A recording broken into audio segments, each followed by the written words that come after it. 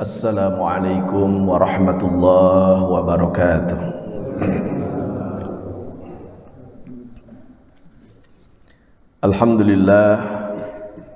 Alhamdulillahilladzi arsala rasulahu bil huda wa dinil haqq liyudhhirahu 'ala ad-dini kullihi wa kafa billahi shahida. Asyhadu an la ilaha illallah wahdahu la syarika lah wa asyhadu anna sayyidana wa maulana Muhammadan abduhu wa rasuluhu la nabiyya wa la rasula ba'da.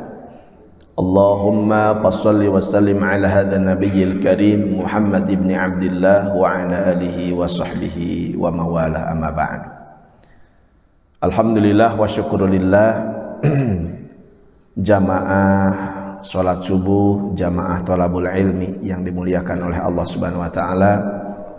Alhamdulillah pada pagi hari ini kita masih diberikan kesehatan, diberikan kesempatan dan panjang usia di bulan Rajab yang disucikan oleh Allah Subhanahu wa taala di antara 4 bulan yang disebut dengan Ashhurul Hurum, yaitu bulan-bulan yang diharamkan oleh Allah Subhanahu wa taala.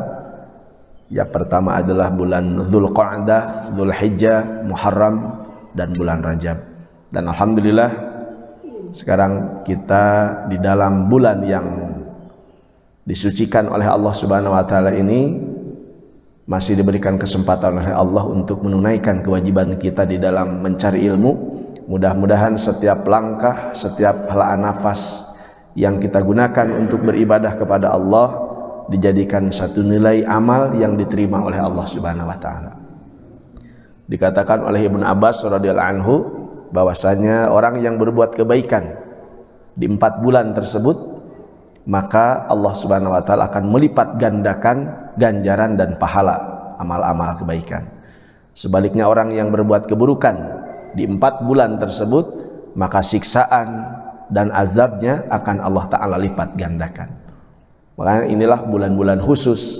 Maka di bulan Rajab ini senantiasa kita lebih bersemangat untuk melakukan amal-amal kebaikan sebagaimana yang diajarkan oleh baginda Rasulullah sallallahu alaihi wasallam. Salawat dan salam semoga selalu terlimpah dan tercurah kepada baginda agung Muhammad sallallahu alaihi wasallam, kepada seluruh keluarganya, para sahabatnya, para tabi'in wa tabi'at sampai kepada para pengikutnya sampai hari kiamat. Mudah-mudahan kita termasuk di dalamnya orang-orang yang akan mendapatkan syafaat. Amin ya rabbal alamin. Baik Bapak hadirin yang muliakan Allah Subhanahu wa taala, pada kesempatan pagi hari ini saya akan membawakan sebuah tema pengajian kita dalam pembahasan tafsirul Quran pada kesempatan pagi hari ini, yaitu akan membuka makna harfiah dan makna yang terkandung di dalam suratul Haqqah, yaitu surat Al-Haqqah, yang mana di dalamnya Masya Allah ada hal-hal yang sangat penting yang harus diketahui oleh kaum al-muslimin wal muslimat wal mu'minin wal mu'minat. Baik hadirin Allah SWT, kita mulai saja. Mungkin ada di antara bapak-bapak yang sudah menghafal suratnya, ya, yang belum hafal ya sambil kita belajar untuk menghafalnya. A'udzu billahi minasy syaithanir rajim. Coba kita sama-sama.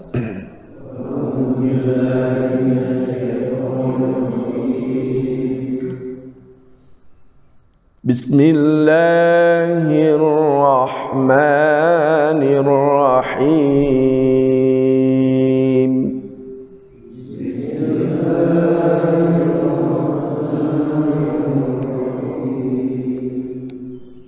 Baik, kita akan bawakan 10 ayat yang pertama. Al-Haqqah.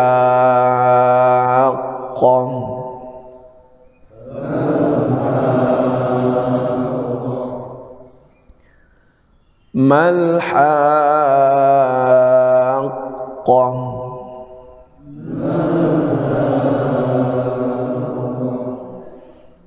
Wa ma adraka mal haqqah.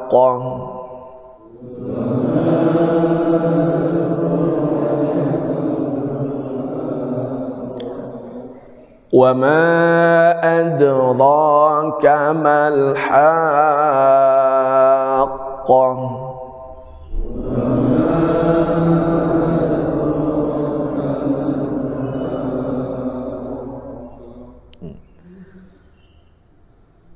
Kadzabat Tsamud wa 'adun bil qari'ah.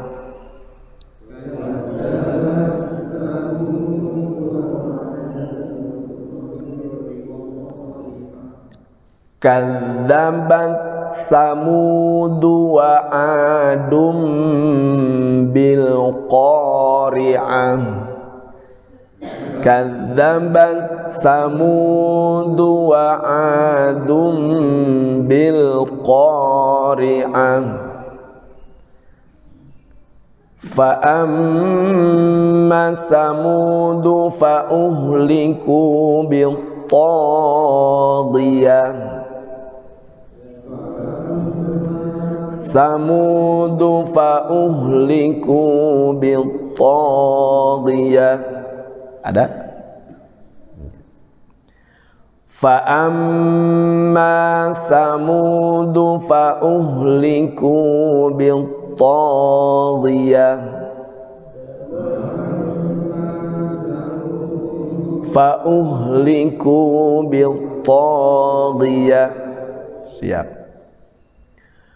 Wa amma 'adun fa uhliku bi rihin sarsarin 'atiyah. 'Adun fa uhliku bi rihin sarsarin 'atiyah. Siap. Sakharaha 'alaihim sab'a layalin wa thamaniyata ayyam. 'Alaihim sab'a layalin wa thamaniyata ayyam. Sakharaha 'alaihim sab'a layalin wa thamaniyata ayyam.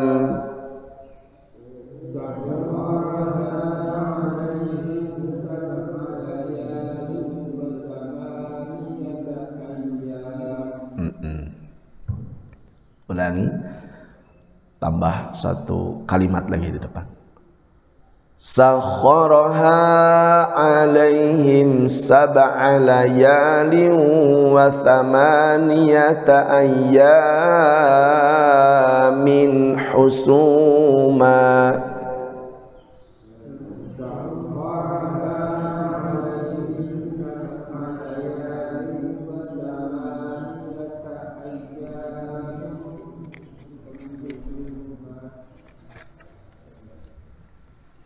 Siap. Bismillahirrahmanirrahim. Suratul Haqqah. Surat Al-Haqqah. Surat Al-Haqqah ini makiyatun, adalah surat yang diturunkan di Makkah. Wahia ihda au ithnatani wa khamsuna ayatan, yang mana ia memiliki 51 atau 52 ayat. Ya, tergantung orang yang menghitungnya, apakah bismillah dimasukkan ke ayat tersebut atau tidak. Ya, itu antara 51 atau 52 ayat. Al-Haqqah, hari kiamat. Kalau kita baca dalam terjemah Al-Quran, Al-Haqqah itu terjemahnya hari kiamat. Ya. Tetapi apabila kita lihat dengan harfiah secara arti daripada lafaz atau huruf yang ada di dalam kata al-haqqah, itu berasal dari kata haqqa yahiqqu, artinya yang membenarkan. Jadi al-haqqah sesuatu yang membenarkan. Nah, itu. Atau sebuah pembenaran. Nah, maksudnya pembenaran di sini karena asbabun nuzul daripada surat Al-Haqqah ini adalah membenarkan terhadap hari kiamat, maka Al-Haqqah diterjemahkan dalam terjemah Republik Indonesia dengan hari kiamat. Padahal secara harfiah bukan hari kiamat. Artinya sesuatu yang membenarkan terhadap peristiwa hari kiamat. Ay allati yahiqqu fiha, maksudnya adalah yang membenarkan semua kejadian yang ada di dalam hari kiamat. Ma unkira minal ba'thi wal hisabi wal jaza, yang mana di dalamnya terdapat perkara-perkara yang diinkarkan atau yang diingkari oleh orang-orang yang telah ingkar, di antaranya kaum Ad dan kaum Tsamud, yang mana kedua kaum tersebut tercatat di dalam sejarah sebagai kaum yang ingkar terhadap adanya hari kiamat. Malhaqah, al-haqah, hari kiamat. Malhaqah, apakah al-haqah itu? Apakah hari kiamat itu? Apakah pembenaran hari kiamat itu? Wa ma adraka malhaqah, adakah sesuatu yang memberitahu kamu malhaqah, apa hari kiamat? Kalau dalam terjemah Republik Indonesia, ya, apakah kamu tahu apa itu al-haqqah, hari kiamat? Kadzabat Tsamud wa Adum bil qari'ah. Kadzabat, telah mendustakan. Siapa? Samudu, kaum Samud, wa Adun, dan kaum Ad, bil qari'ah, terhadap al-qari'ah. Jadi kaum Samud dan kaum Ad telah mendustakan qari'ah. Tadi al-haqqah, sekarang qari'ah. Terjemahnya sama, hari kiamat.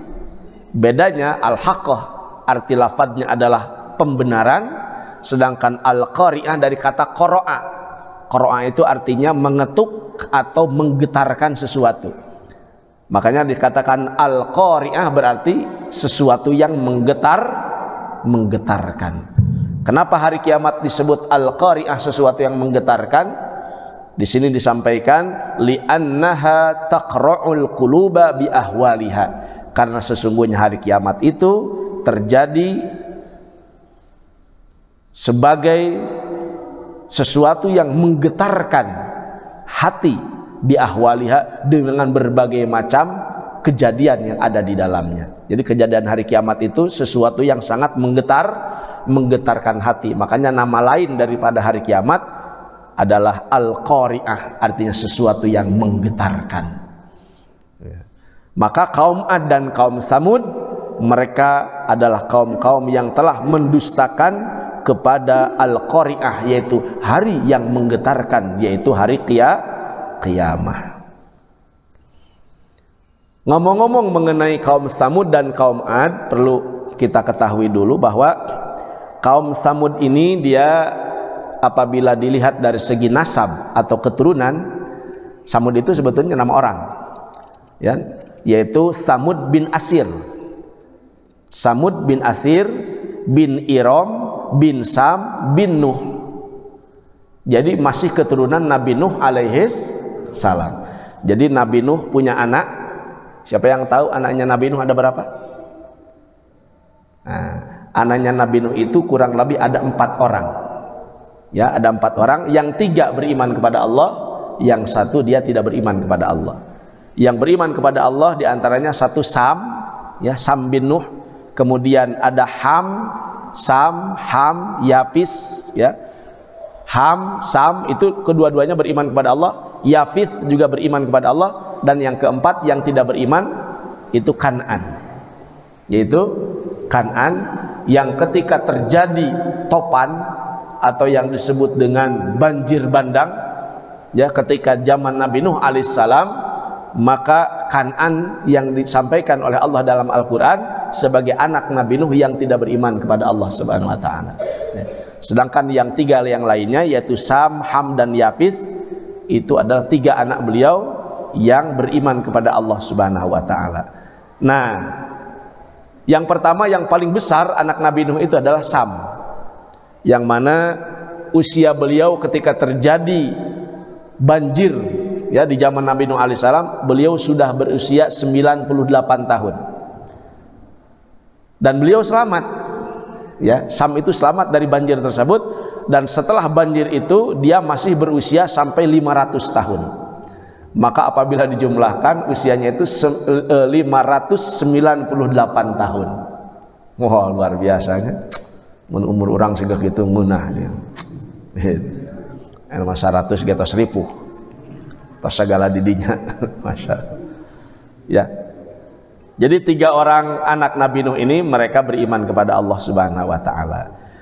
Kemudian sementara Nabi Nuh alaihissalam sendiri, apabila kita melihat silsilah keturunan beliau, itu Nabi Nuh bin Lamik ya, bapaknya Nabi Nuh itu Lamik namanya. Kemudian Lamik bin Mutawasilah bin Idris ya, Nabi Idris. Kemudian bin Yarid bin Mahlail bin Kinan bin Anush bin Syith, Nabi Syith, dan bin Adam alaihissalam, Abul Bashar, bapaknya manusia. Jadi dari Nabi Adam punya anak yaitu Syith, Nabi Syith ya, itu Qabil, Habil, termasuk Nabi Syith itu masih anaknya Nabi Adam alaihissalam. Anaknya Nabi Adam itu ribuan ya, anaknya Nabi Adam itu ribuan ya, kurang lebih 4.000 pasangan anak Nabi Adam, 2.000 pasangan maksudnya, jadi 4.000 ya, anaknya Nabi Adam alaihissalam, laki-laki perempuan, laki-laki perempuan, laki-laki perempuan begitu. Nah, di antaranya ada Nabi Syith alaihissalam di dalamnya. Nah, dari Nabi Syith alaihissalam kemudian melahirkan daripada Anush, dari Anush kepada Yarid, Yarid kepada Nabi Idris, Idris kepada Mutawasilah, kemudian kepada Lamik, kemudian kepada Nabi Nuh alaihissalam.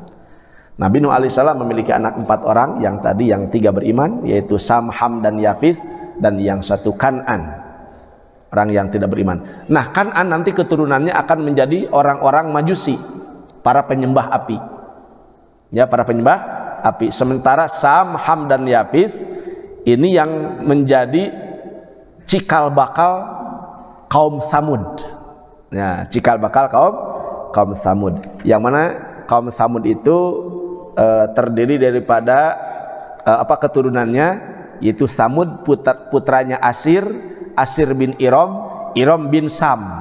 Nah, jadi kaum Tsamud itu berasal keturunannya dari Sam bin Nuh. Sam itu adalah nama anak pertama yang paling besar daripada Nabi Nuh alaihissalam. Berketurunan jadi kaum Tsamud. Nah, jadi kaum Tsamud. Memang awal-awal mereka beriman kepada Allah SWT ketika masih di anaknya Nabi Nuh yaitu Sam. Lama-kelamaan keturunannya itu ada kaum Tsamud yang mana mereka tidak beriman kepada Allah Subhanahu wa taala. Ini supaya tahu silsilah dari mana itu mereka itu Tsamud itu dari mana? Itu dari Sam, keturunan Sam, putranya Nabi Nuh alaihissalam. Kalau Sam sendiri dia beriman kepada Allah Subhanahu wa taala. Kemudian fa amma Tsamudu fa uhliku bit-taghiyah. Fa amma Tsamudu, maka adapun kaum Tsamud, yaitu yang mereka tidak beriman kepada Allah Subhanahu wa taala, fa uhliku bit-taghiyah, maka fa uhliku mereka dihancurkan oleh Allah Subhanahu wa taala bit-taghiyah, dengan Toghiyah. Toghiyah itu berasal dari kata Togho, artinya Togho itu melampaui batas, seperti Fir'aun gitu. Fir'aun Togho ya, Fir'aun yang melampaui batas. Maka Toghiyah itu artinya suatu azab, suatu siksaan yang melampaui batas ya. Apa yang terjadi? Maka Toghiyah itu kalau kita lihat terjemah, itu Toghiyah itu adalah sebuah jeritan yang suaranya memekik sampai memecahkan gendang telinga. Makanya dikatakan Toghiyah, artinya suara yang melampaui batas sampai memecahkan gendang telinga. Allahu Akbar, Masya Allah. Yaitu bisoihah, yaitu dengan jeritan al-mujawizati lil haddi, yang melampaui batasan, fi syiddati, di dalam kerasnya suara itu. Jadi dengan suara yang sangat keras. Dalam satu riwayat itu adalah jeritan daripada malaikat Jibril alaihissalam. Ya, malaikat Jibril alaihissalam. Kemudian perlu kita ketahui juga bahwa kaum Tsamud ini ahwal mereka itu adalah yang diutus oleh Allah Subhanahu wa taala untuk mengajak mereka beriman adalah Nabi Soleh alaihissalam. Nabi Soleh alaihissalam. Sedangkan kepada kaum Ad adalah Nabi Hud alaihissalam. Jadi kepada kaum Tsamud Allah utus Nabi Soleh. Kepada kaum Ad Allah Ta'ala mengutus Nabi Hud alaihissalam. Yang mana baik Nabi Soleh ataupun Nabi Hud, kedua-duanya adalah nabi-nabi wedalan tanah Arab. Oh, kurang Sunda begitu. Nabi-nabi wedalan tanah Arab. Jadi keturunan daripada atau lahir di wilayah Jazirah Arab. Itu. Dalam hadis riwayat Ibnu Hibban dari Abu Dzar radhiyallahu taala anhu, baginda Rasulullah sallallahu alaihi wasallam telah mengatakan bahwa 4 orang, wahai Abu Dzar, ada 4 orang nabi yang Allah utus dari tanah Arab. Selain 4 orang tersebut bukan orang-orang Arab. Ya. Yang 4 orang ini dari Arab. Yang pertama kata Nabi adalah Nabi Hud, yang kedua Nabi Soleh, kemudian yang ketiga Nabi Syuaib, dan yang keempat Nabi engkau wahai Abu Dzar, yaitu Nabi Muhammad sallallahu alaihi wasallam. Jadi Nabi mengatakan nabimu, yang keempat itu nabimu. Itu kepada Abu Dzar, sahabat Rasulullah sallallahu alaihi wasallam. Jadi yang nabi keturunan Arab itu ada 4, yaitu Nabi Hud, Nabi Soleh, Nabi Syuaib, dan Nabi Muhammad sallallahu alaihi wasallam. Kemudian kaum Tsamud yang disebut dengan kaum Nabi Soleh alaihissalam, wa kanat manaziluhum bil hajar, dan tempat tinggal mereka itu identiknya, ciri-ciri mereka itu rumah-rumahnya itu terbuat dari batu. Dan sampai sekarang kaum Tsamud itu tempat mereka dulu diazab oleh Allah Subhanahu wa taala itu masih ada, peninggalannya masih ada. Apa yang disampaikan oleh Allah di dalam Al-Quran, peninggalannya itu masih ada. Yang mana orang-orang Quraisy ketika di zaman Nabi SAW, Abu Jahal, Abu Lahab dan sebagainya, ya, itu tidak tahu menahu mengenai kaum-kaum yang dahulu. Kisahnya seperti apa? Tentang Raja Dzulqarnain, ya, tentang Ya'juj Ma'juj, tentang kisah-kisah Nabi dahulu, itu nggak ada yang tahu mereka itu. Tahu-tahu sedikit. Tetapi ketika Nabi SAW membicarakan tentang kisah mereka, ya, melalui perantaraan wahyu dari Allah SWT, baru umat itu mengetahui. Dan ternyata apa yang disampaikan oleh Nabi itu bukan neko-neko, karena buktinya masih ada. Ketika Nabi SAW berangkat ke peperangan Tabuk, ya, ke medan Tabuk dengan para sahabat, kan ketika itu Nabi berangkat, Nabi pernah lewat ke situ, lewat perkampungan kaum Tsamud. Pernah lewat perkampungan kaum Tsamud, satu kampung, satu wilayah yang Allah Ta'ala telah menyiksa dan mengazab mereka. Makanya Nabi SAW memerintahkan kepada para sahabat ketika itu untuk berjalan cepat sambil menundukkan kepala. Maka para sahabat bertanya, kenapa ya Rasulullah engkau menyuruh kami untuk berjalan cepat dan menundukkan kepala? Karena tempat tersebut adalah tempat perkampungan kaum Tsamud yang dulu pernah diazab oleh Allah Subhanahu wa taala. Ya, dikhawatirkan ketika itu gaung atau apa namanya, aura-aura keburukan, ya, dari tempat-tempat yang diazab itu dikhawatirkan akan mengenai diri-diri para sahabat Nabi. Itu kalau dikatakan adalah kampung yang terkutuk, ya, kampung yang terkutuk. Maka Nabi SAW menghindari kampung-kampung tersebut. Jadi kalau ada sesuatu yang berbau bencana-bencana itu dihindari. Artinya kalau ke sana pun cepat. Beda jeung di Lembang atau di Bandung, ya. Tempat gempa, tempat gunung meletus itu jadi tempat wisata. Wah, guna. Jadi tempat wisata. Kasihan. Ya, Masya Allah. Kemudian kan Allah Subhanahu wa taala. Kemudian tempat tinggal kaum Tsamud itu adalah baina Syam wal Hijaz.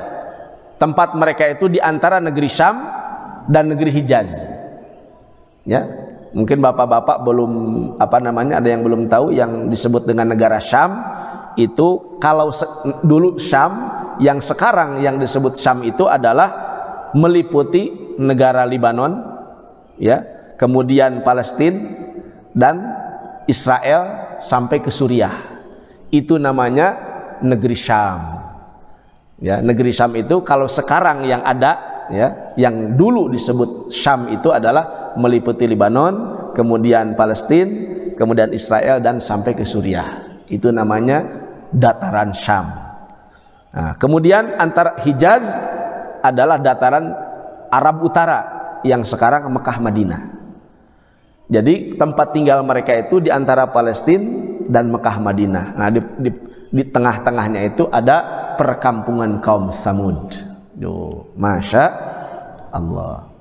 Itu kehidupan mereka. Sedangkan kaum Ad, wa kanat manazilahum bil Ahqab, yang mana tempat tinggal mereka itu adalah di Gunung Ahqab, ya, di pegunungan atau di perbukitan Ahqaf. Itu tempat tinggal kaum Ad, ya, yaitu kaumnya Nabi Hud alaihissalam. Yang mana kaum Ad itu dalam kitab Daqaiqul Akhbar di situ disampaikan bahwa kaum Ad itu lebar dadanya saja itu sekitar kurang lebih 8 meter Indonesia, ya, lebar dadanya. Mananya 8 meter teti mana ya, Masya Allah, ya, 8 meter. Kemudian tubuhnya pun itu Masya Allah bisa bertonton, ya, beratnya itu luar biasa. Makanya ketika angin sor-sor datang kepada mereka, ya, kepada kaum Ad tersebut, mereka itu saling berpegangan satu dengan yang lain.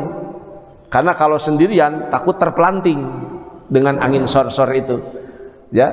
Maka mereka saling berpegangan satu dengan yang lain supaya misalkan kalau satu badan itu 10 ton beratnya, kemudian kalau berpegangan dengan berdua jadi 20 ton. Jadi kalau berkumpul itu susah dihembus oleh air, oleh angin.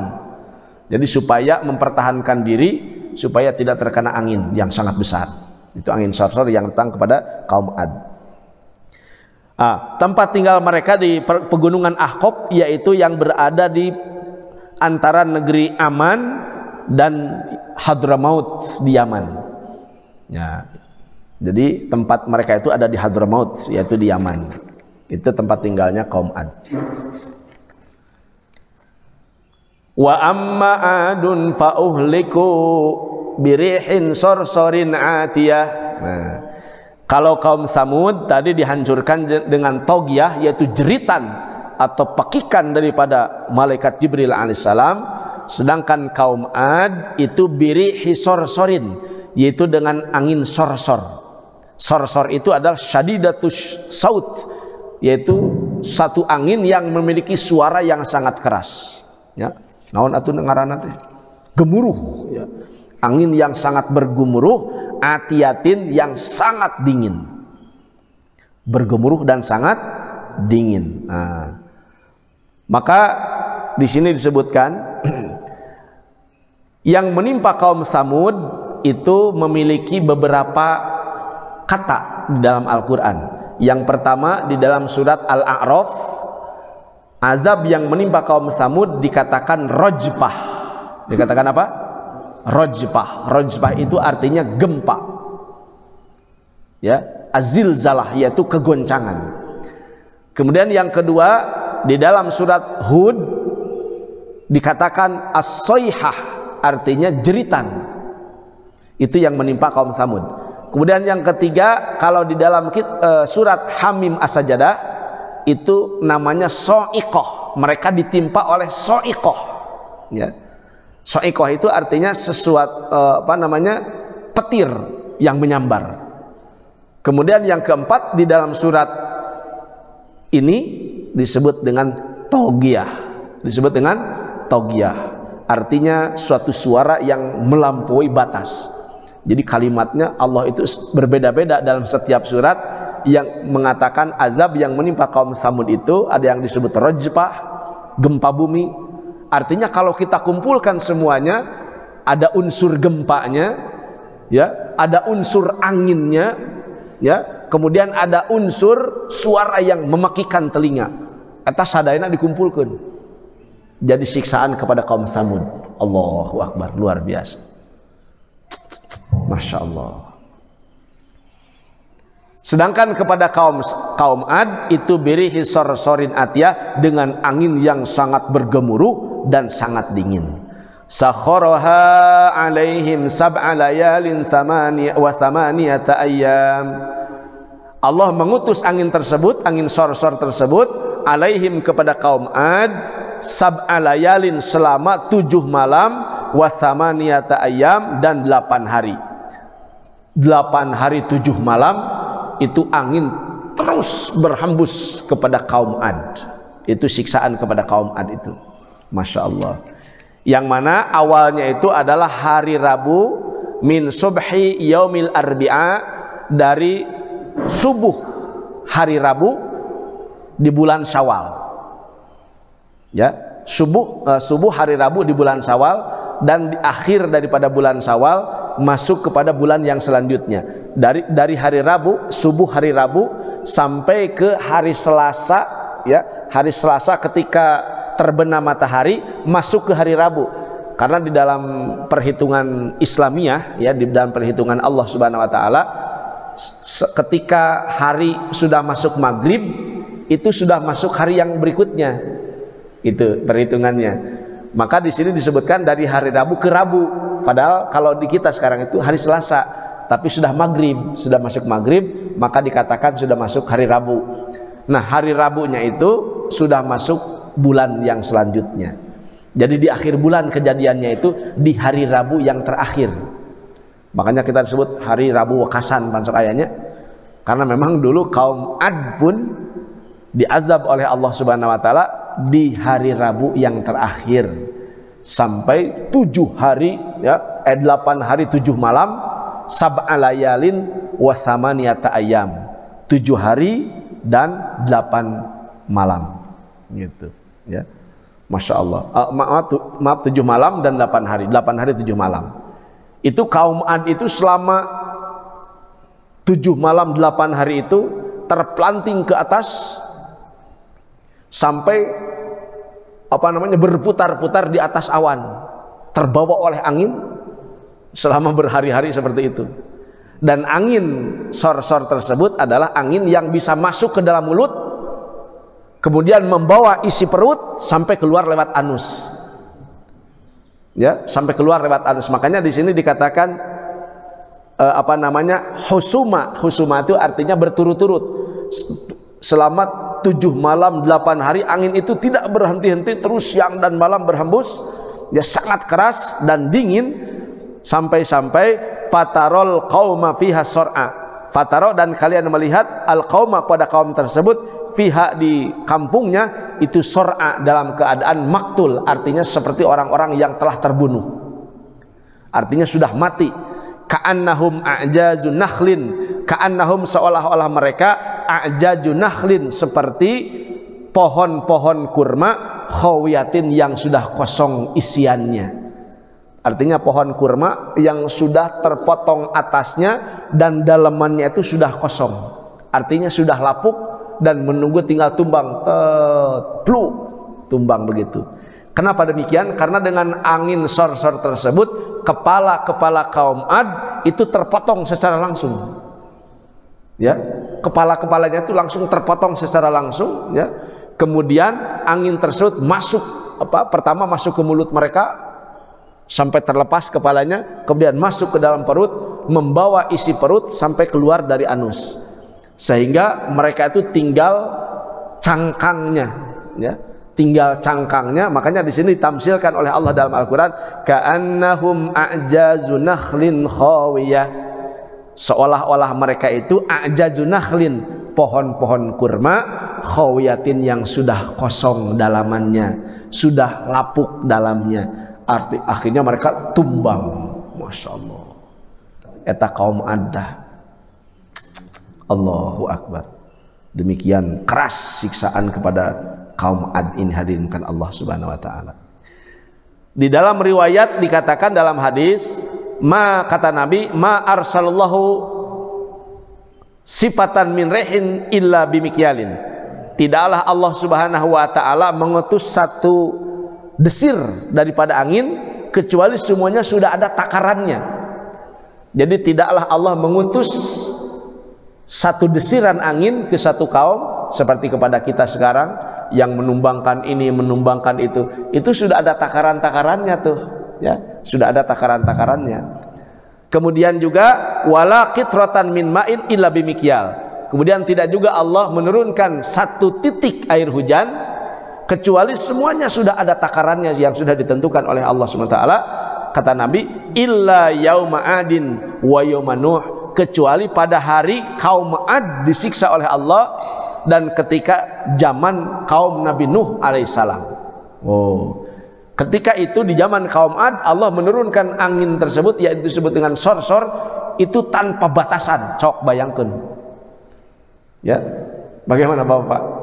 Angin yang oleh Allah Ta'ala dilepaskan dari tempatnya, dilepaskan dari gudang angin, dari gudang angin milik Allah SWT, itu tanpa batas, tidak pakai ukuran. Aduh, kumaha eta kabayangnya, ya. Padahal setiap Allah Ta'ala, kata Nabi, mengirimkan angin ke satu negeri, ke satu kaum, itu sudah ada takarannya masing-masing. Ini beratnya sekian, beratnya sekian. Kalau ahli angin tahu itu, ya. Ada alat ukurnya, seperti gempa ada apa namanya, seismograf, apa namanya itu, pengukur gempa, ya. Itu ada takaran-takarannya. Demikian juga Allah ketika menurunkan air, itu ada takaran-takarannya, kecuali air yang diturunkan oleh Allah, didatangkan oleh Allah kepada kaum Nuh alaihissalam, yang mana ketika itu kaum Nuh alaihissalam apa namanya, digenang oleh air yang sangat, air bah yang sangat besar, dan Allah keluarkan dari pusatnya air yang Allah miliki itu tanpa batasan, sangeunahna eta angin teh keluar. Masya Allah, ya. Itu yang disampaikan oleh baginda Rasulullah sallallahu alaihi wa alihi wasallam tasliman katsira. Fal yakun alaihim alaihas sabil, sehingga tidak ada lagi jalan bagi kaum-kaum tersebut untuk melarikan diri. Tos daya waktu, seperti kejadian pernah tsunami, ya, di Aceh tahun 2000 berapa tuh? 2004, ya, 2004, ya. Kemudian juga pernah kejadian dulu di negara bagian Amerika Serikat tahun 2002 kalau nggak salah. Gitu, 2002 itu badai apa namanya tuh? Topan apa namanya tuh? Mississippi kena, kemudian Hawaii kena. Ketika itu banyak negara-negara yang korban itu sampai 1830-an ketika itu yang meninggal dunia. Itu banyak sekali. Itu angin yang memiliki cuaca dingin, jadi angin yang sangat dingin sampai mereka itu membeku. Orang-orang Amerika pernah kejadian dulu di Amerika Serikat. Luar biasa itu. Badai apa namanya itu, terkenal itu.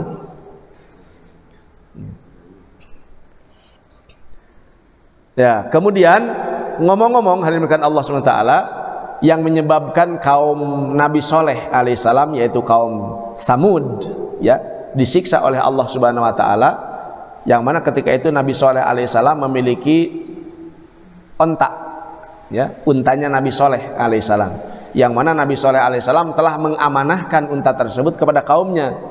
Artinya jangan disembelih, jangan dibunuh, karena unta ini amanah dari Allah Subhanahu Wa Taala.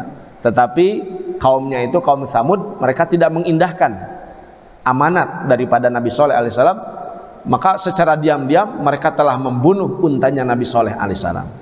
Nah, siapakah yang membunuh daripada unta Nabi Soleh? Yang pertama ada dua orang yang membunuhnya, ya, dua orang, yaitu Qudor bin Salib, ya, Qudor bin Salib. Kemudian yang kedua Misra bin Mahraj bin Malya. Nah, itu dua orang, yang mana dua orang ini Qudor dan Misra, ya, Misra teh sanes amis di jero, ya, Misra teh nami jalmi, ya. Qudor dan Misra itu kedua-duanya mengajak 7 orang yang lain menyembelih untanya Nabi Soleh alaihi salam. Maka datanglah azab Allah Subhanahu wa Ta'ala kepada mereka. Itu kaum Nabi Soleh, kaum Tsamud, ya. Kemudian kan Allah SWT perlu juga diketahui bahwa kaum Tsamud itu hidup setelah kaum Ad, ya. Jadi kaum Ad dulu, nah kemudian kaum Samud. Jadi kaum Ad dulu yang badannya besar-besar. Di dalam Al-Quran perkataan kaum Ad itu adalah man asyaddu minna quwwah. Man asyaddu minna quwwah, siapakah orang yang lebih kuat daripada saya? Jadi setiap hari pekerjaan kaum Ad itu adalah gladiator. Mungkin bapak-bapak pernah lihat film-film Hercules, nya nukarar itu tah. Ya kok yang badannya besar-besar, yang pekerjaan hariannya itu gladiator. Siapa yang paling kuat dia yang akan memimpin. Itu kebiasaan hari-hari kaum Ad itu membesarkan otot olahraga hari-hari. Seperti kita kan banyak yang olahraga ingin ototnya besar. Buah-buah tidinya yang mau gitu. Itu untuk kesehatan itu mah. Gitu. Mereka juga begitu. Hari-hari karena ingin jadi pemimpin dan tidak ingin menjadi kaum yang tertindas, maka mereka itu berlomba-lomba ya memperbesar dan memperkuat jasadnya masing-masing. Itu kaum Ad. Sampai mereka melupakan perintah Allah Subhanahu wa taala, dakwah daripada nabinya yaitu Nabi Hud alaihissalam. Maka kan Allah Subhanahu wa taala dari pembelajaran kaum Ad dan kaum Samud yang begitu keras siksaan Allah kepada mereka, Masya Allah. Maka di akhir zaman pun jangan menyangka kita itu aman ya. Imam Al-Ghazali rahimahullah ta'ala mengatakan, perasaan merasa aman dari makar, perasaan merasa aman dari kemarahan Allah Subhanahu wa taala itu adalah dosa yang sangat besar. Merasa aman dari makar atau tipu dayanya Allah Subhanahu wa taala, siksaan Allah. Maka perasaan seperti itu apabila ada di dalam diri kita, itu adalah dosa ya. Makanya kenapa Allah Ta'ala melarang kita untuk melakukan satu kesalahan atau dosa? Karena para alim ulama mengatakan dosa itu mungkin saja satu dilakukan, contoh maling atau zina ya. Tetapi dosa yang diakibatkan dari satu perbuatan itu menjadi banyak. Contoh maling. Kalau orang maling ya, pertama dosa malingnya sudah jelas, itu dosa malingnya itu sudah dosa itu.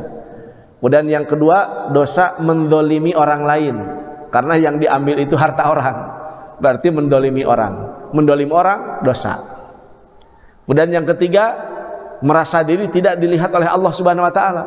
Perasaan dan keyakinan seseorang bahwa dirinya tidak dilihat oleh Allah, itu pun sudah dosa lagi. Ya. Kemudian yang keempat merasa aman dari makar Allah. Padahal Allah mampu ketika dia berbuat dosa, ketika itu juga Allah Subhanahu wa taala akan kirimkan satu siksaan secara kontan. Gitu. Tetapi dia terus melakukan itu berarti tidak yakin dan tidak mengimani kemaha bisaannya Allah Subhanahu wa taala untuk memberikan siksaan kepada dia secara langsung. Oh. Ini memang itu dosanya satu dosa tapi akan berubah menjadi dosa-dosa yang sangat besar, yang sangat banyak. Maka jangan sekali-kali kita melakukan satu dosa, kita usahakan insya Allah. Kemudian kan Allah Subhanahu wa taala, walaupun agama itu ada di dunia seperti kepada kaum Samud, kepada kaum Ad, itu Allah Ta'ala kirim nabi-nabi untuk membawa agama kepada mereka. Tetapi walaupun agama itu diamalkannya di dunia, tetapi tidak disebut dunia itu sebagai Yaumiddin, hari agama. Tetapi yang dinamakan Yaumiddin itu apa? Hari akhirat. Hari akhirat oleh Allah dinamakan Yaumiddin. Rajanya siapa? Allah. Malik. Malik itu raja. Maliki Yaumiddin, rajanya hari agama. Jadi Allah itu adalah rajanya hari agama. Padahal di akhirat itu tidak perlu mengamalkan agama, tidak perlu sholat lagi, tidak perlu sedekah lagi, tidak perlu. Tapi kenapa kok akhirat yang dinamakan hari agama itu bukan di dunia? Padahal pengamalan agama itu di dunia, betul tidak? Ya, sholat di dunia, puasa di dunia, talabul ilmi di dunia, haji di dunia, umroh di dunia, semuanya pengamalan agama itu di dunia. Tapi kenapa dunia itu tidak dikatakan Yaumiddin, hari agama, malah akhirat dikatakan Yaumiddin? Ya, kenapa dunia tidak dikatakan Yaumiddin? Ya, karena walaupun pengamalan agama itu ada di dunia, tetapi ketika agama itu ditinggalkan dan tidak diamalkan, contoh misalkan ada satu orang barusan tidak sholat subuh, Apakah kakinya masih utuh? Utuh. Matanya masih tetap di tempatnya? Tetap di tempatnya, ya. Tidak ujug-ujug misalkan gara-gara meninggalkan sholat subuh kakinya dilumpuh sebelah secara kontan, tidak, ya. Atau gara-gara dia tidak zakat, misalkan dia tidak zakat sampai matanya coplok sebelah, misalkan, itu tidak ada kayak begitu, ya. Artinya diamalkan tidak berpahala secara langsung, tidak diamalkan pun tidak berbuah siksaan secara langsung. Seolah-olah agama itu tidak berefek. Ada orang yang baca Yasin yang fadilahnya bisa menyembuhkan penyakit, bahkan Al-Fatihah kata Nabi, fi fatihatil kitab syifaun min kullida. Di dalam surah Al-Fatihah syifaun ada penyembuh, likullidain untuk setiap penyakit. Anak kita panas, demam, kita bacakan Al-Fatihah kepada dia, malah makin parah, ya, panasnya semakin meningkat, gitu. Jadi seolah-olah agama itu tidak berefek di dunia. Orang yang meninggalkannya pun tetap kaya kok, ya. Orang yang meninggalkan perintah agama tetap kaya, tetap sehat badannya, gitu. Tidak berefek secara langsung. Seolah-olah agama itu hanya permainan, hanya aturan-aturan semu, ya. Makanya dunia itu tidak dikatakan sebagai hari agama. Nah, tetapi nanti di akhirat, kenapa akhirat dikatakan yaumiddin? Karena justru di hari agama tersebut setiap orang-orang yang akan selamat itu adalah hanya orang-orang yang memiliki hubungan yang erat dengan agama ketika di dunia. Orang yang tidak ada hubungan erat dengan agama ketika di dunia, maka di akhirat tidak akan dijamin oleh Allah Subhanahu wa taala. Makanya di akhirat itu dikatakan yaumiddin, hari agama, karena yang akan selamat hanyalah orang-orang yang memiliki hubungan erat dengan agama Allah Subhanahu wa taala. Maka tugas kita di dunia ini adalah membuat jalinan yang kuat kepada agama Allah.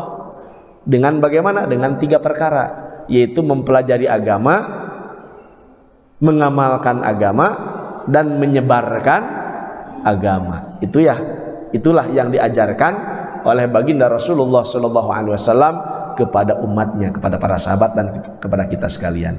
Maka dalam usia kita 60 tahun 70 tahun ini, bagaimana kita sibuk mempelajari agama, sibuk mengamalkan agama, dan sibuk menyebarkan agama Allah Subhanahu wa taala. Maka apabila kita tersibukkan dengan hal yang perkara-perkara tersebut, 3 rangkaian ini sampai kita mati, maka itulah kita dinyatakan sukses. Pak Ustadz katanya kan urusan surga neraka sudah ada dalam jaminan Allah. Dan Allah Maha Murah. Bayangkan tukang sihir Fir'aun, 8.000 orang tukang sihir Fir'aun yang hari-hari menyembah Fir'aun, beribadah kepada Fir'aun, yang meyakini bahwa Fir'aun adalah Tuhan mereka sampai diajarkan sihir. Tapi ketika di akhir hayat, ketika mereka melemparkan ular-ular dari tambang-tambang yang sudah mereka potong, ya, kemudian Nabi Musa pun melemparkan tongkat sehingga berubah menjadi ular yang sangat besar. Kemudian ularnya Nabi Musa alaihissalam memakan ular-ular kecil yang dibuat oleh sihir daripada 8.000 orang tukang sihir Fir'aun tersebut. Ketika dimakan semuanya, maka mereka langsung beriman kepada Allah, ya. Amanna bi Rabbi Musa wa Harun. Kami beriman kepada Tuhannya Musa dan Harun. Maka ketika itu mereka beriman kepada Allah dengan keyakinan yang sempurna. Bayangkan ketika itu masuk menjadi orang beriman, langsung imannya tuh memuncak, ya, sampai diancam oleh Fir'aun. Maka ancaman Fir'aun tidak membuat mereka itu gentar dan tidak membuat mereka mengurungkan niat mereka untuk menjadi pengikut Nabi Musa dan Nabi Harun alaihi wassalam. Akhirnya di hari itu mereka beriman, dan di hari itu juga, di hari yang sama, mereka dibunuh oleh Fir'aun. 8.000 orang disalib dan dipenggal, ya, dibunuh oleh Fir'aun. Bayangkan, mereka hari-hari tidak beribadah kepada Allah, bahkan mereka menentang Allah, ya, menyembah Fir'aun. Tapi di akhir hayat mereka beriman kepada Allah, tidak pernah capek-capek ibadah, langsung dijanjikan surga oleh Allah Subhanahu wa taala. Sebaliknya, Barsiso waliullah, Bal'am bin Ba'ura waliullah zaman Nabi Musa alaihissalam. Mereka wali-wali Allah, orang-orang soleh, muridnya banyak, santrinya banyak, pengikutnya banyak, tetapi akhirnya ya, dicabut dari sifat kewalian mereka. Naudzubillah tsumma naudzubillah. Artinya bab surga dan neraka itu sudah ada dalam ketentuan Allah Subhanahu wa taala. Berarti mun kitu mah atuh nyantai we Pak Ustaz, tong ngejos-ngejos teuing ibadah. Ya, tidak perlu semangat-semangat amat gitu dalam ibadah teh. Da ujung-ujungnya kita tidak tahu apakah kita teh ke surga atau kita teh ke neraka gitu nya. Itu dalam genggaman Allah Subhanahu wa taala. Oh, betul, sangat betul. Hanya saja kita kan masuk surga itu seseorang itu dengan kisah yang tadi itu menandakan bahwa amal ibadah seseorang itu tidak mampu mempengaruhi Allah untuk memasukkan dia ke dalam surga. Ya, masuk surga itu tidak dengan amal-amal tapi dengan rahmat Allah. Sampai baginda Rasulullah SAW mengatakan, sampai aku pun illa ayyatagomana di Allah birahmati. Ya, aku tidak akan bisa masuk surga kata Nabi kecuali Allah telah memenuhiku dengan rahmatnya. Kata Siti Aisyah, ya Rasulullah, hatta anta ya Rasulullah. Ya Rasul, apakah engkau pun sama masuk surga itu karena rahmat Allah? Kata Nabi, na'am hatta ana, betul, sampai saya pun sama, tanpa rahmat Allah tidak akan bisa. Jadi tahajud Nabi yang sampai kakinya bengkak-bengkak, apa ibadah segala macam pengorbanan sampai darah bercucuran, ya, dilempari kotoran otak segala macam, itu nggak bisa mendapatkan surga. Gitu. Kalau tidak ada rahmat Allah Subhanahu wa taala. Nah, tetapi Allah Subhanahu wa taala memerintahkan kita menunggu takdir tersebut, jangan sambil nganggur. Ya, justru menunggu takdir tersebut harus dengan sibuk melakukan amal-amal kebaikan. Kenapa? Karena sudah ada bocorannya. Sudah ada bocorannya. Allah mengatakan dalam Al-Qur'an, "Inna rahmatallahi qaribun minal muhsinin." Inna rahmatallah, sesungguhnya rahmat Allah itu yang kalian butuhkan itu, ya, yang bisa memasukkan kalian ke dalam surga itu qaribun, sangat dekat, bil muhsinin, kepada orang-orang yang sibuk berbuat amal kebaikan. Ya, maka kita walaupun ada yang tadi karena rahmat Allah seseorang yang dulunya tidak beribadah sama sekali tapi akhirnya husnul khotimah, itu 1.000.001 yang begitu. Tetapi kebanyakan para ulama-ulama salafus soleh, para wali, para nabi, semua mereka bisa masuk surga itu karena mengikuti tertib yang umum, yaitu melakukan amal-amal soleh. Itulah yang lebih memberikan kita kesempatan untuk masuk ke dalam surga. Lebih bisa diharapkan untuk masuk ke dalam surga. Bocorannya, rahmat Allah itu tidak dekat kepada orang yang nganggur, tapi kepada orang-orang yang sibuk beramal kebaikan.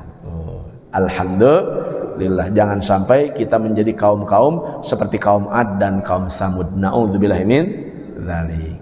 Mudah-mudahan hadirin Allah Subhanahu wa taala menjaga dan memelihara kita dari berbagai macam fitnah-fitnah di akhir zaman, baik itu fitnah dunia, fitnah harta, fitnah nafsu dan sebagainya, dan mudah-mudahan kita terhindar dan tidak bernasib seperti kaum-kaum yang dilaknat dan dibenci oleh Allah Subhanahu wa taala.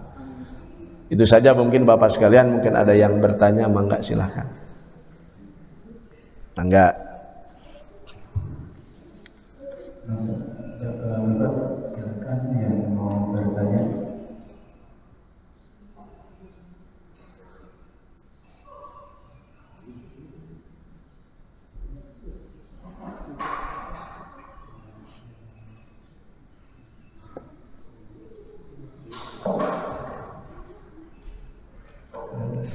Mohon maaf Ustaz, ada pertanyaan. Siap. Dari jamaah online. Ya. Assalamualaikum, izin bertanya. Waalaikumsalam. Ustaz bertanya. Oh. Jika mengeluarkan zakat, apakah yang menerima harus kepada yang berhak tertentu dalam Al-Quran? Kemudian, bolehkah zakat itu dibayarkan untuk wakaf masjid? Siap. Mangga. Insyaallah kalau bab itu insyaallah bisa dijawab. Yang pertama untuk zakat, hadirin Allah Subhanahu wa taala, seperti kita ketahui dalil atau yang melandasi daripada kewajiban zakat yang menjadi rukun Islam, baik itu zakat fitrah ataupun zakat mal, zakat tijaro, kemudian zakat hewan, kemudian zakat pertanian, ya, seperti gandum kalau di zaman Rasulullah SAW, kurma kalau di zaman di kita adalah beras, atau yang disebut dengan mukotat, yaitu tanaman-tanaman atau buah-buahan yang biasa menjadi kekuatan dari satu negeri. Kalau Indonesia kekuatannya itu dari padi atau dari beras. Maka dalil mengenai zakat ini, zakat itu dalilnya itu sudah spesifik, ya, sudah rinci. Dari mana dia dikeluarkan, berapa yang harus dikeluarkan, dan kepada siapa diberikan. Itu zakat itu dalilnya sudah spesifik, ya. Yang dikeluarkannya kalau zakat fitrah itu dari yang tadi, ya, dari kekuatan yang biasa dijadikan sababiyah untuk menguatkan badan di satu negeri. Ada yang makan dari gandum, ada yang kalau di Indonesia dari beras. Maka dengan itulah dia harus mengeluarkan zakat seperti zaman Rasulullah Shallallahu Alaihi Wasallam. Ya, kemudian kepada siapa diberikan? Kepada 8 asnaf, ya, kepada 8 asnaf yang ada di dalam Al-Quran. Itu khususon zakat. Artinya kalau sesuatu itu sudah spesifik, ya, dari mana dikeluarkan, berapa yang dikeluarkan, dan kepada siapa-siapanya itu sudah jelas. Makanya di dalamnya itu tidak ada pintu ijtihad para ulama, ya, tidak ada ijtihad. Makanya Imam Asy-Syafi'i rahimahullahu taala dan madhab-madhab yang lain, 4 madhab sepakat tidak ada yang mensahihkan dan mensahkan zakat dengan uang, ya, zakat fitrah dengan uang, maksudnya itu tidak ada yang membolehkan. Yang membolehkan hanya satu orang, Yusuf Qardawi. Itu mutaakhir, ulama-ulama terakhir kekinian. Maka bukan Allah Subhanahu wa taala, maka kenapa tidak bisa dengan uang? Karena zakat itu sudah spesifik, ya, artinya sudah rinci. Seperti sholat subuh 2 rakaat kata Nabi. Walaupun kita sedang sehat, saya mah sekalian olahraga yang 8 rakaat, nggak bisa karena sudah spesifik 2 rakaat. Gitu. Kalau sesuatu dalil itu sudah rinci, sudah spesifik, itu nggak bisa diganggu gugat. Kalau mengganggu gugat itu akan merubah agama, itu berbahaya. Gitu. Makanya harus kepada orang-orang yang sudah ditentukan dalam Al-Quran kalau zakat, karena sudah rinci kepada fakir, miskin, amilin, ibnu sabil, ya, sabilillah, kemudian gorim dan sebagainya. Ada 8 asnaf itu dalam Al-Quran. Dan zakat itu tidak bisa digunakan kepada yang lain kecuali yang itu, yang 8 perkara itu, tidak untuk yang lain-lain. Seperti janda, ya, janda tidak ada, anak yatim pun tidak ada di situ dalam zakat, kecuali jandanya yang miskin, ya. Maka bukan karena kejandaannya dia diberi zakat fitrah atau zakat, tapi karena kemiskinan dia, ya, kefakiran dia, ya. Seperti anak yatim juga sama. Kalau anak yatim hartanya banyak, tidak ada itu kewajiban zakat kepada mereka, memberikan zakat. Tetapi kalau anak yatim dia miskin, tidak ada yang mengurusi dan sebagainya, sehingga dia terjatuh miskin, maka karena kemiskinannya dia diberi. Nah. Kemudian apakah zakat? Tadi teh uang zakat diwakafkan untuk masjid. Bahasanya mungkin bukan diwakafkan, karena kalau sudah jadi zakat, kalau wakaf itu, kalau wakaf itu sesuatu yang boleh diwakafkan itu harus milkan taman, milik seseorang yang sempurna. Kita lagi nyicil satu tanah, lagi dicicil nih sama kita tuh. Kemudian kita wakafkan, itu nggak bisa karena belum jadi milik kita yang sempurna. Sesuatu boleh diwakafkan apabila barang itu sudah menjadi milik kita yang sempurna. Nah, sedangkan zakat itu sudah bukan jadi milik kita. Sesuatu yang sudah dizakatkan itu sudah milik asnaf. Ya, sudah milik asnaf, bukan jadi milik kita lagi, sehingga kita tidak bisa mengakadkan zakat tersebut untuk hal yang lain, apalagi menjualnya. Karena itu sudah milik Allah. Nanti yang kalau sudah milik Allah, nanti akadnya jeung Allah merena. Kumaha akadna jual beli jeung Allah? Ya Allah, belinya ku abdi. Ya lah cek Allah teh. Manya gitu.